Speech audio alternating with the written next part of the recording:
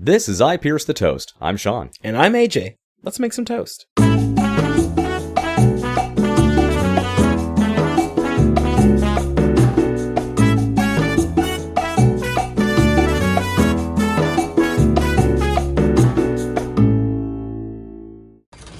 Welcome back to I Pierce the Toast.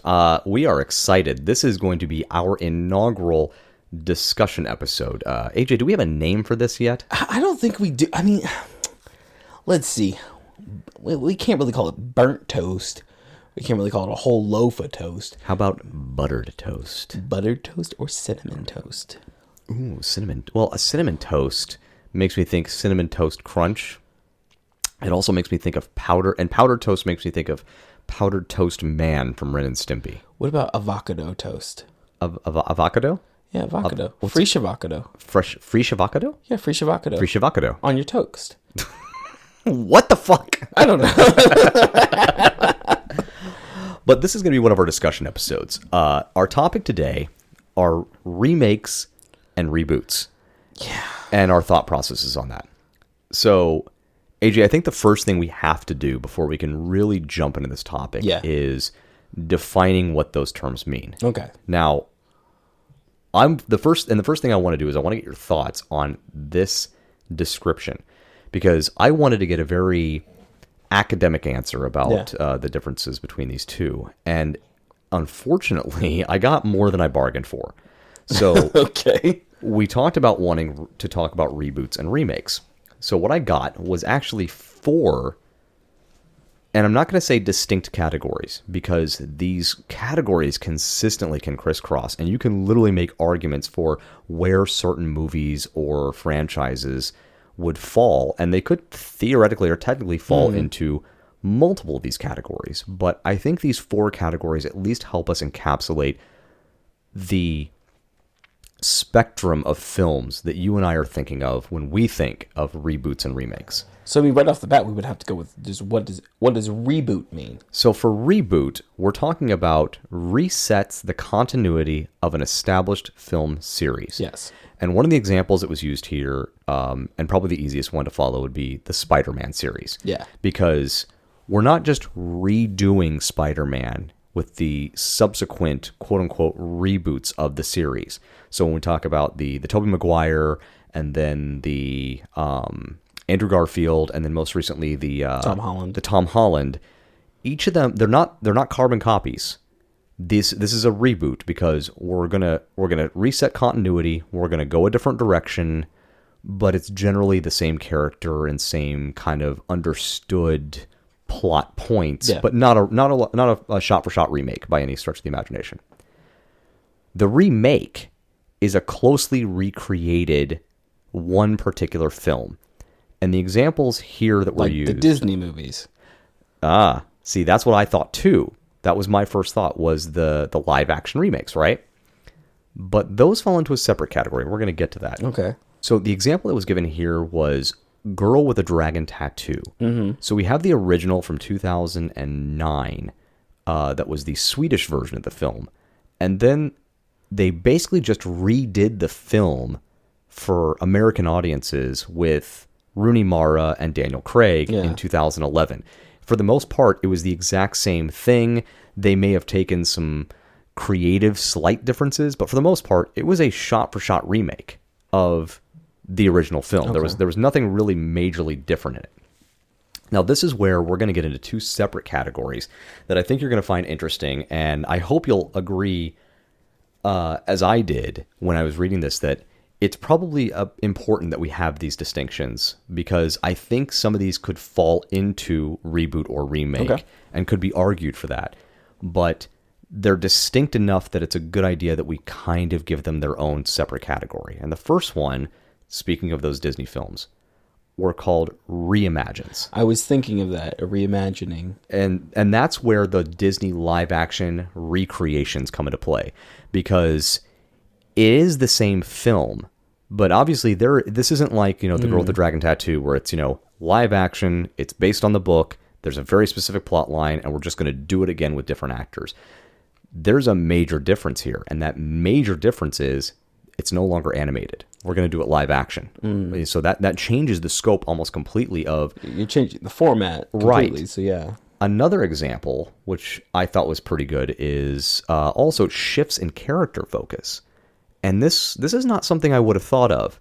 So think Cruella or Maleficent. Yeah, you shift the narrative to the villain versus exactly. shift, like the hero. So instead of focusing exactly on the same character and kind of telling a story again, they're going a completely different direction. Now, to me, that wouldn't have fallen into remake or reboot and land at all. But it is a reimagining because it is the Cinderella story. It is the 101 Dalmatians story. We're just looking at it from a different viewpoint. So I thought that was interesting. We threw that in. And then, of course, another example, which I thought was really helpful, was a recent Ghostbusters film from, I want to say, it was like 2015. I can't remember off the top of my head. You want to say the one with the female Ghostbusters? With female cast. Yeah. Because... Which was not good. It wasn't a great film. It definitely had some moments, but again, not a, and we can't really call that a remake. Even if there was it was a male cast, because it was a different plot line, kind of, slightly different, but I do believe the character names were the same, right? It was Spangler. I think they were different. Were they different? Yeah, I can't remember exactly, but we still call that reimagining. Then the final one, and I think you and I are going to think that this is where a lot of what we consider to be the quote-unquote reboots, or even remakes, are delayed sequels and prequels. So, I'm thinking more along the lines of actual reboots and remakes, because when you're talking about a delayed sequel, in the same universe would be like the Star Wars movies. That's exactly the example I was going to use. Because you're not really rebooting anything. Exactly. You're not remaking. You're just adding to the story. We're just adding to the story. Indiana Jones. But you could also kind of say it's, we're rebooting the series, not in this context, obviously. This is not the context. You could say it helped, I guess maybe even reboot is the wrong word, reinvigorated, re-brought up, if we want to call... I mean, you're rebooting interest in the film if you're doing that, but you're not really rebooting the whole series. Right, you're not. You're just bringing up a new set of films that continue the same story. Yeah. But it isn't its own separate story. So another example of that might be what we talked about in an episode we did a while back for a movie called Spun, where we discussed that Indiana Jones was coming out. They had announced a fourth Indiana Jones movie. Obviously, it's been a while, and even when we had Crystal Skull, it had been a while. But same character, same actor, same storyline. We're just continuing it on. That's a delayed sequel. And those kind of movies, I really don't have that many problems with. A delayed sequel, at least to me, in some instances, because you could even state that some TV shows would be delayed sequels as well. Those are just continuing the same story. I like that. I'm okay with that. I do think, when it comes to remakes, reboots, and reimaginings, the market is way too saturated. And so I asked the question to myself, because I agree with you. I think that we are so saturated with reboots, remakes, reimaginings, and honestly, delayed sequels too. The whole gambit. And, we could use an overarching term for this of re-ups, we could say, re-ups, because basically what we're trying to do is bring back something again in every instance of this, whether it's redoing the same movie, reimagining the movie, doing the movie again but with slightly different, context, or bringing a new chapter of the movie. It is just kind of a re-up, and they can all kind of fall under this general category. So I asked the question, and I want to see what your thoughts are, because I got kind of a academic answer on it, and it makes sense. I think you'll appreciate the answer, even if it's not a good answer per se. I think you'll find the answer to be explanatory. Why do we have so many right now? Honestly, I think it goes back to, if you think about music theory, in music, there's only so many notes that can make up a song, right? So I think it's B, C, and E, or B, C, and G. There's 3 notes. So almost all pop songs, almost all rock songs right now are built on the same three basic chords. Right, and there's that great, I think, song and video that I can't remember the name of the band, but I know who you're talking about. Yeah, with the Jordan, I can't remember her name, but yeah, they did the 4-note song where they went through all the many songs that have the exact same 4 notes and basically played out a whole thing. It was really great. And I think that's kind of the thing right now. There's so many audiences that are looking for the same thing. When you challenge the audience, you run the risk of upsetting them. And they go by the same formats that have worked time and time again. Marvel movies. We all want to see the same Marvel movie. Even though we say we don't, we want to see the same Marvel movie. We want to see a character either come into his superpowers or start the movie with superpowers and then grow a little bit, have some conflict, overcome that conflict, and then in the end succeed. We want to see that. Even though we say that we don't, there's some movies where that doesn't necessarily work, but then whenever those movies are made, they don't always do so well. Think about Thor Dark World. That movie did not do very well because it didn't follow the same basic premise. They kind of changed things up. Yes, there was some conflict, but yeah, there was a lot more going on in the background. It was too complex for what you were trying to do.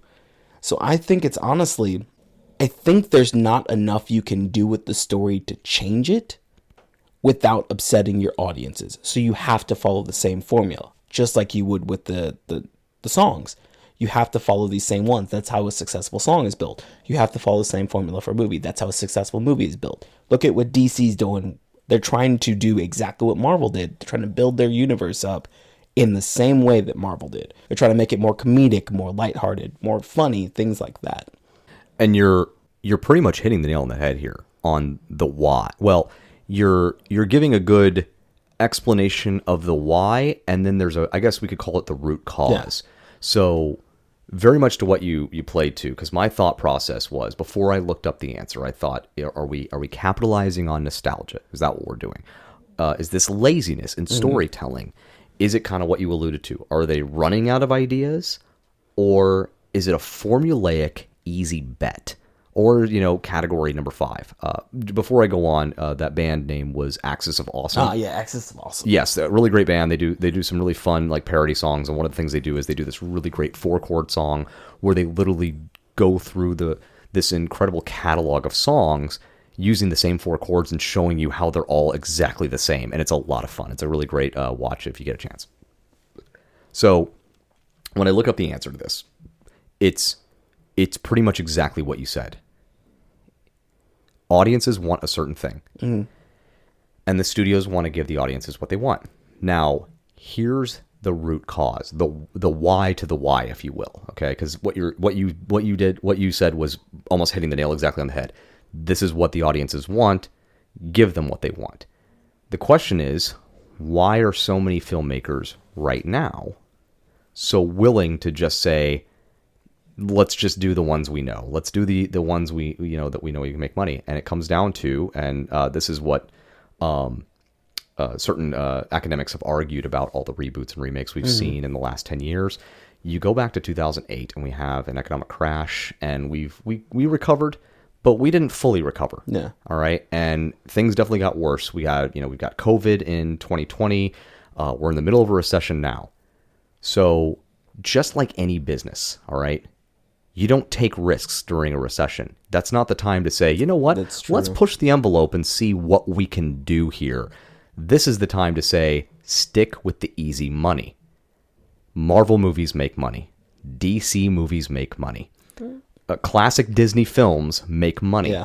So if you can take those same concepts and give them right back to the people, knowing full well that you already have an established audience, you have an established interest, you have a known pattern that people are willing to pay money to see these exact types of films, you can pump out a bunch of those and keep the dollars moving. The issue that I think you run into when you do that is kind of what is happening with the Marvel universe right now. People they're getting fatigued by it. That's a great word for that. Yeah, there's so many Marvel movies, and because they all have the same formula, you know what you're going to see. Wakanda Forever. That was one where they changed the formula a little bit, but at the end of the day, it was still the same formula. Yeah, I really enjoyed the movie, But to me, it's like it's another Marvel movie. So now I'm going to throw in a wrench and send us kind of reeling a little bit, because this seems so unique to us right now. But this is from a Cosmo article where they were interviewing Dr. Matthew Jones, a film studies lecturer at the De Montfort University in Leicester? I think it's pronounced Worcestershire. So first off, I do want to note his name is Dr. Matthew Jones, Dr. Jones, and the fact that he's speaking on reboots and remakes seems a little hypocritical to me. It's like, well, aren't you yourself a reboot of Indiana Jones? I'm just saying, there, Dr. Jones, if that is your real name. But he had something very interesting to point out to the people like us that feel like this is some unique thing that we're dealing with right now, with being saturated with these reboots and remakes. He said, remake and reboot culture is not new. It's often framed as something novel and unique to our postmodern times, but there is actually a rich tradition of remakes in Western film culture that runs back to the earliest days of cinema, arguably as far back as 1896.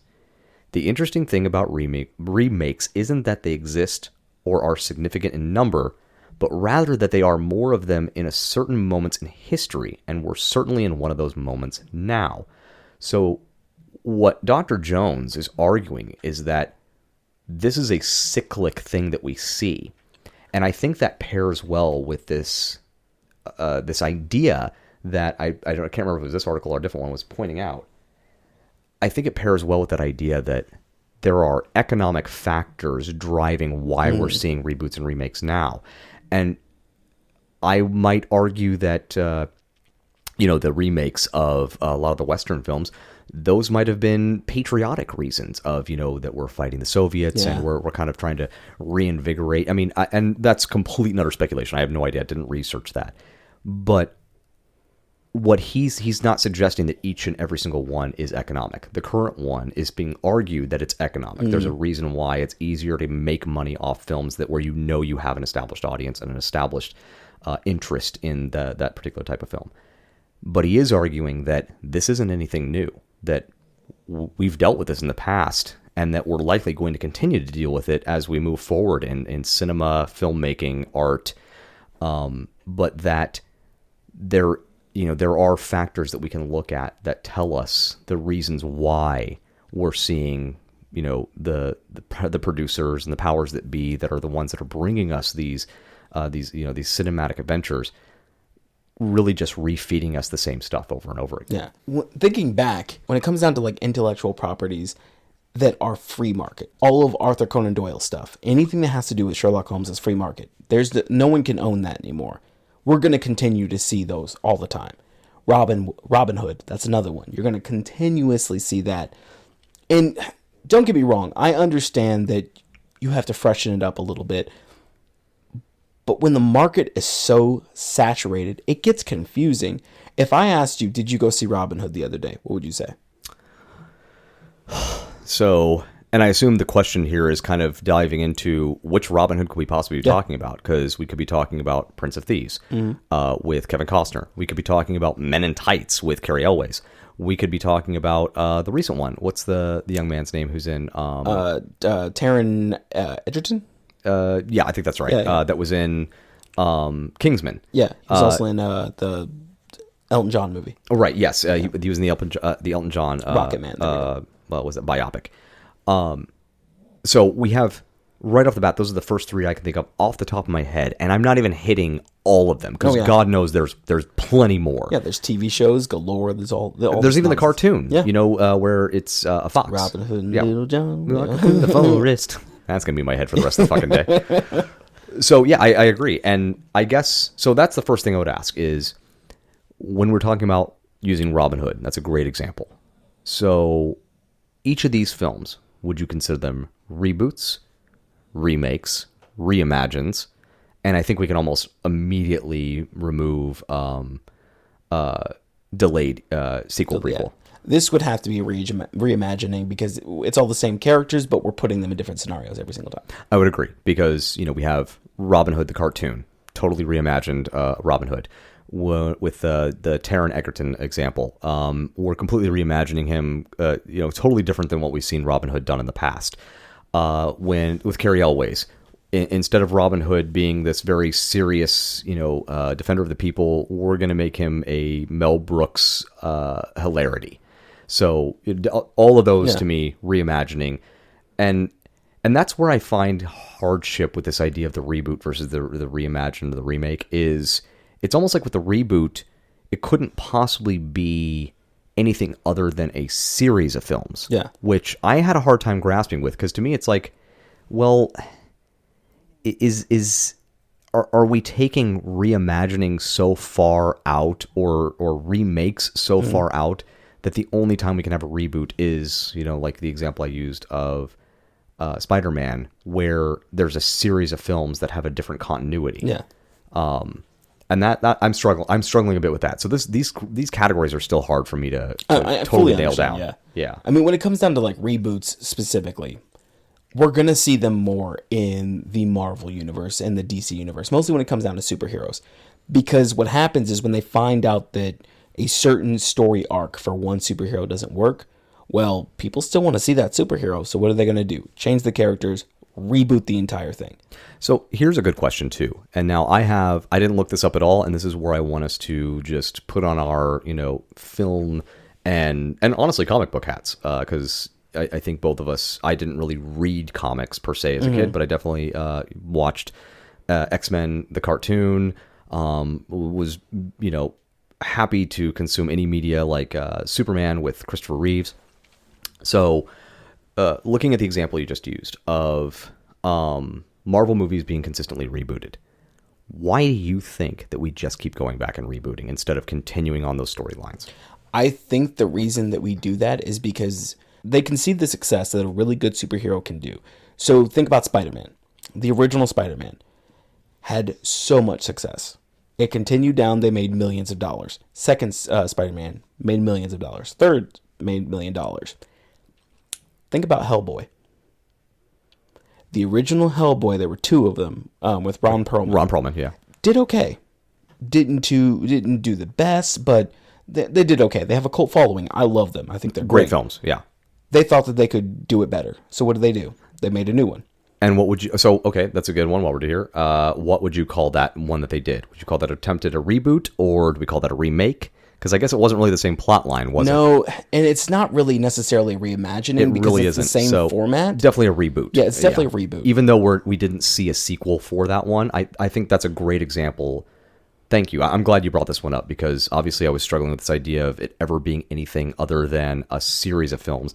That's a good way to look of one that was clearly just the reboot, but we just never got another film because it didn't do good critically. Yeah. So that's a good example of one where we didn't see a follow on. Same thing happened to Fantastic Four. The Fantastic Four had what, 2 movies, I think. The ones with Jessica Alba. Yeah, right. They had a series of movies, and then it started. This was before the new Marvel Cinematic Universe, where things were a little bit dicey with superhero films. That's where we had like films like Daredevil. This was around the time that the original Spider-Man had came out, and people were trying to capitalize on it, but they didn't have a quote-unquote universe to build on. They were trying to make single movies that never intertwined, and I think that's where Disney really shines. They figured out, hey, I have these movies. This Spider-Man movie. Well, I guess they didn't have Spider-Man, but they had Iron Man. They realized, why does it just have to be Iron Man? People that love Iron Man are going to go see Iron Man, but what if these people love this character over here called Black Widow? What if they love this character, Thor? They realized very, very quickly, if we tie a universe together with all these characters, the people that love these characters will see these. The people that love this will see this. I'm glad you bring this up, and this is what I was going to suggest. We keep kind of rebooting the series. Spider-Man, we go back to the beginning. Yeah. Hellboy, we went back to the beginning. Obviously we talked a little bit to Origins in the reboot of Hellboy, and we do that a lot whenever we're going back and rebooting a series. Marvel to me did something with the long running, what do they call the this one, MCU, don't they have like names for those? They have phases. It's like phase. Thank you. Different This phases. is what was the big phase here where we ended with Endgame. I think that was phase 3. So we have this build up to this Endgame, right? To me, that in itself was actually a risk.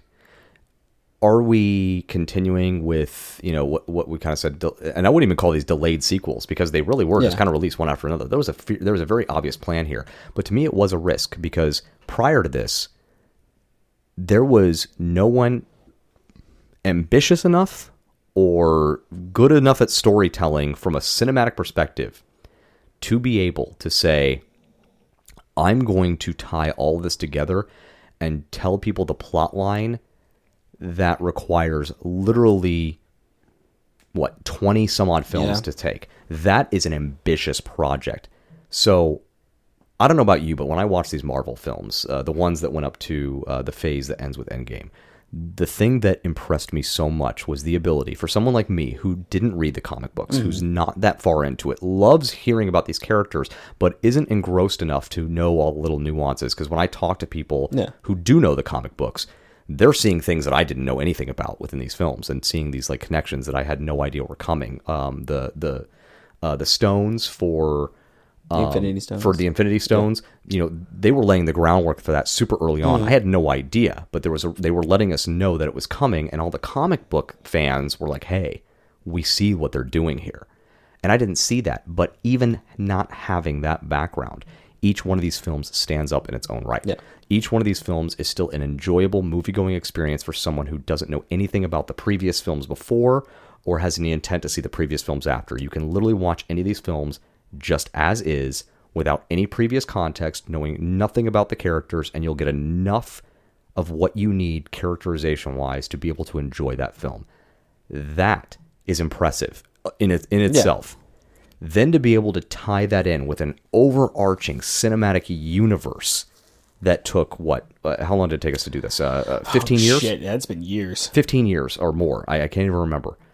But it took us a very long time, over a decade, to draw out this long storyline, finally culminating in Endgame, where, we basically kill off this character Iron Man. Spoilers for anybody. Yeah, spoilers. In case you don't know. If you haven't seen it yet. Yeah, if you haven't seen Iron Man, snapping everybody back into existence and ending, oh God.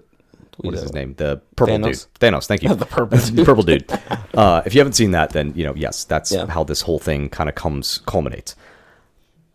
Being able to do that was a super ambitious project. I don't think any of the studios would want to do that right now because, like you said, we're seeing so many reboots, remakes, just trying to keep capitalizing off the same thing. DC's doing it right now. They are. They rebooted Batman again.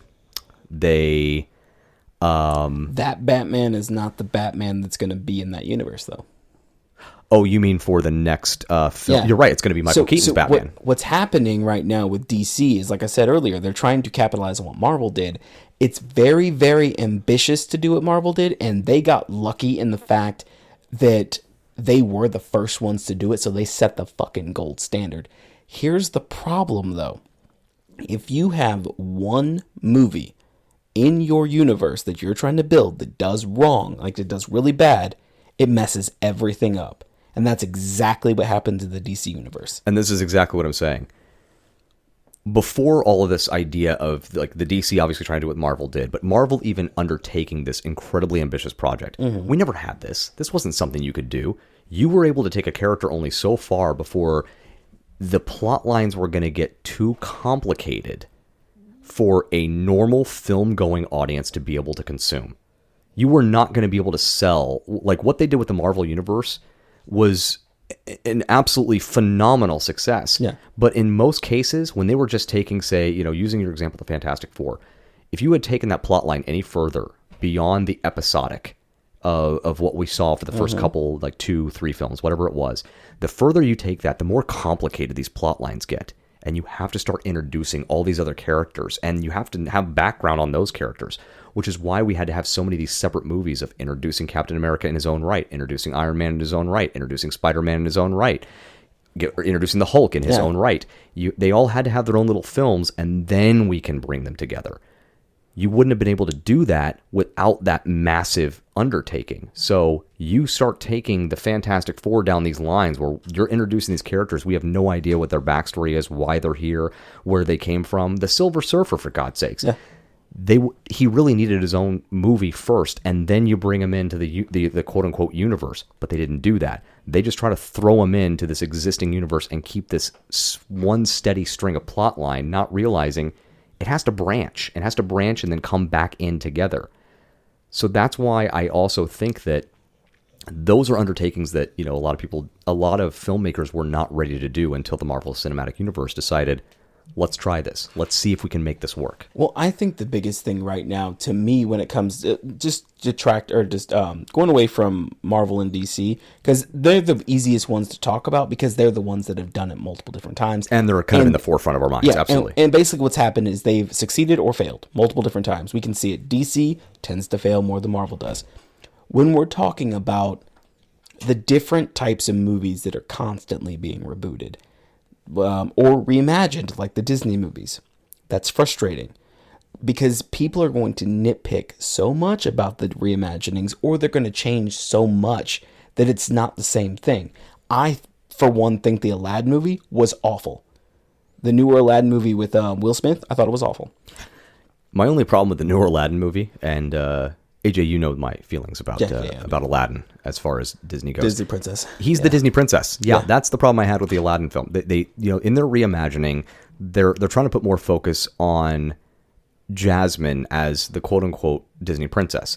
My argument is Jasmine is a princess in the Disney universe, but in the context of that film, she is not the Disney princess. Aladdin is. He's the Disney princess. He's the rag to riches, comes to find an amazing power that he has through the genie, develops that relationship. He's kind of the Disney princess of the story.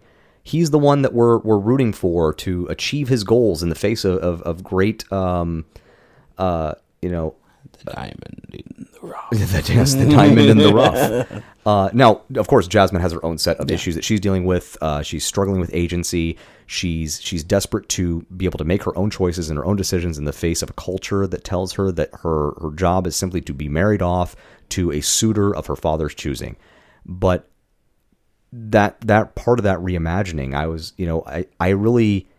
I didn't understand this need to put more of the auspice onto Jasmine, because Jasmine she is a secondary character in the story. This is not Cinderella, where Cinderella should be the main focus, or Snow White, where Snow White should be the main focus, or Little Mermaid, where Ariel should be the main focus. The main focus is Aladdin. The damn movie is called Aladdin. He is our quote-unquote Disney princess. He's our focus. We don't need to give more song and dance numbers to anyone else in the film. We need to be focused on Aladdin. And I think the other thing that you would probably agree with is I feel like Rob, I don't want to say that Will Smith did a bad job, and I don't want to say that, it's just difficult to imagine anybody other than Robin Williams being the genie. But despite the fact that Robin Williams was such a bigger-than-life character in the original cartoon version of Aladdin, he was still able to be a secondary character. Yeah. And I think that's something just Robin Williams was very good at. I don't feel like Aladdin or Jasmine, despite the attempts to make Jasmine more of a prominent character in this, were the main characters. Will Smith was the character. Well, he was the one that started the movie and the end of the movie. Right. So we pulled all the focus away from Aladdin and said, well, let's focus almost solely on Will Smith as our quote unquote main character, as if the movie was called The Genie. And also let's give Jasmine more numbers, and let's forget about the diamond in the rough, the street rat, the riffraff. Yeah. I don't buy that. Well, one thing I definitely do want to bring up, while I do think that the market is saturated with reboots, re-ups, reimaginings, what have you, there are some times where it's needed, but because it's so saturated, you don't know when it's needed. Dune, perfect example.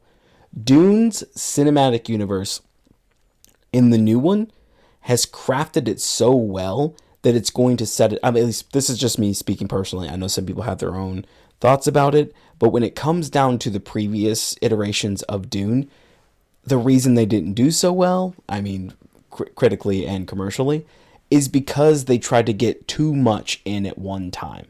This Dune realized, I need to break this up. I need to make this larger, but I also need to condense what I can. And it's going to be like, I think it's 3 parts or something like that.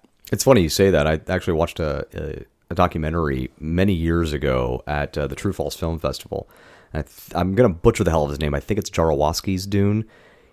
It was never a film that was made, but a lot of what we saw in that 1970s Dune, the one that's kind of iconic prior to the one that was made recently, a lot of what we saw came from his conceptualization of Dune, but he fell into the same problem that you're literally talking about right now with Dune.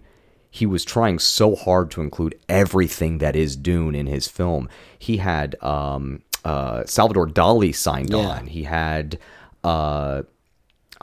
I want to say it was either one of the members of Kiss or some very famous rock band of the 1970s. I can't remember off the top of my head exactly what it was. But he had one of them signed on. He had some big names signed on to do this, and he had this big elaborate plan, and he was going to be spending ungodly amounts of money. And the studio eventually just said, this isn't going to work. This isn't going to happen. So that never got made, but a lot of that conceptual art that they created, it went on to not only inspire Dune, but also films like Alien. So, that's a really great example of what you're talking about there. This idea of it's great to have ambition, but your ambition has to be realistic. And in order to be able to provide this to audiences, sometimes you might have to do what Dune did or what Marvel did. You're going to have to break it up a bit and kind of feed it to your audience piecemeal so they can consume this better and be able to walk away with almost, if you want to call it in a weird way, the preparation to move on to the next chapter of the story you're trying to tell. You can't give everyone a fucking Dances with Wolves and expect them to sit through the entire thing. Are we mad at Kevin Costner? That movie's 3 hours and something long. Have you ever sat through it before? I have never. Yeah, I've sat through Dances with Wolves. I'll tell you right now, I've never sat through Lawrence of Arabia. I'll say that. I think, what is that, like 4 hours, 5 hours, something crazy?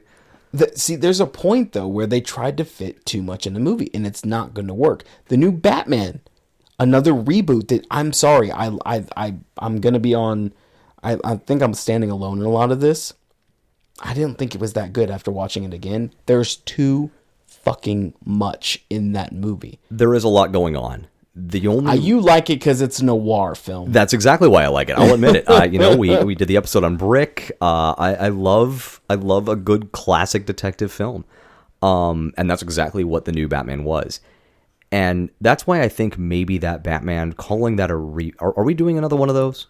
They're doing a sequel to that. They are doing a sequel. Okay, so then it does fall into the realm of reboot. At least the last I had heard, they were doing a sequel. But again, this is where the lines start to cross, and I think this Batman is a great example of that. I could argue that it's more of a reimagine than a reboot, because yes, we are telling the Batman story again. Mm-hmm. We're going to recontextualize. You can't make it a reimagining if it's in the same format. It is in this, but it's not the same format. It is because a lot of the old Batmans, even Michael Keaton. We abandoned the idea of the Dark Knight detective. We got away from that, and he's just an action hero that goes around and beats up the bad guys. We didn't care about the detective portion of it. This actually takes Batman way back to its roots of Batman is a detective. Yes, he's got cool gadgets, and he's a fighter, and he's struggling with his internal demons and all that great stuff that goes into Batman. But in this new one, we decided to get back to that root and he's going to be a detective again. And that's why I think they decided, as long as we're going to get back to that root, let's use a familiar detective format of the film noir. So that's why I would argue I could see an argument to be made for this to be a reimagining. But then it also has to, very by its nature, be a reboot as well. That's so true. It could be both. So, I mean, it's kind of like, when is a square a rectangle, when's a rectangle a square? Exactly. That's absolutely what I would... That is a perfect analogy. Yeah, I love it. I think the major thing that we're going to run into, and I think we both at least are in agreement with this, there's too much. There is. We are overly saturated, and I'm going to use the word you used again because it's the perfect descriptor. We're having re-up fatigue. Yeah, I think that's a great way. So much of it. Every time I hear about a new Disney movie that they're going to be doing, I'm like, Here we fucking go again. Yeah, exactly. I mean, I really don't. Even with sequels, and that's something I think we should discuss at another point. When is too many sequels a thing?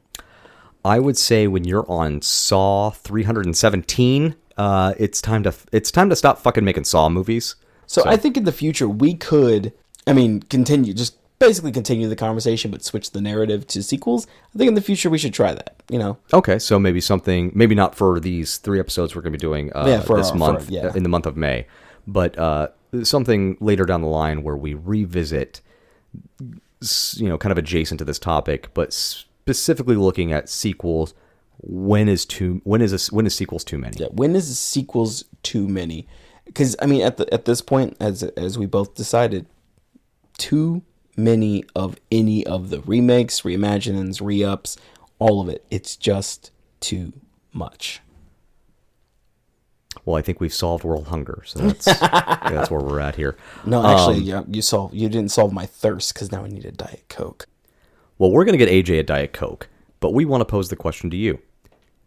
Remakes and reboots. Are we oversaturated? What would you like to see from the studios? Is there a way for us to send the message to the studios if you think we are oversaturated, as AJ and I have expressed? Is there a way to send the message that says, give us the original content that we crave. Give us new storylines, new characters, enough with the reimagines, enough with the reboots, enough with the remakes. Let's get those creative juices flowing again. Let's get some more Neil Gaiman, shows from. That was an epic take on. So, what are your thoughts on this? Let us know what you think in the comments of our Instagram. If you prefer to send us an email, by all means, go ahead. Well, our music is created by Augusto Denise, logo by Arpon Design. Our mixing and editing is done by IPTT Studios. And we want to hear from you in your own slice of toast. Tell us about the films that you think we and others should see, actors to showcase, or topics to discuss. You can reach us on Instagram at IPTT_podcast, email us directly at IPTTpodcast@gmail.com, or interact with us directly through the Spotify app. And join us next week as we'll have a brand new topic. As all through the month of May, we're going to be discussing different things about film aspects that we find fascinating and interesting. And once we get out of May, we'll be right back to doing regular film episodes. Thanks for listening. Yeah.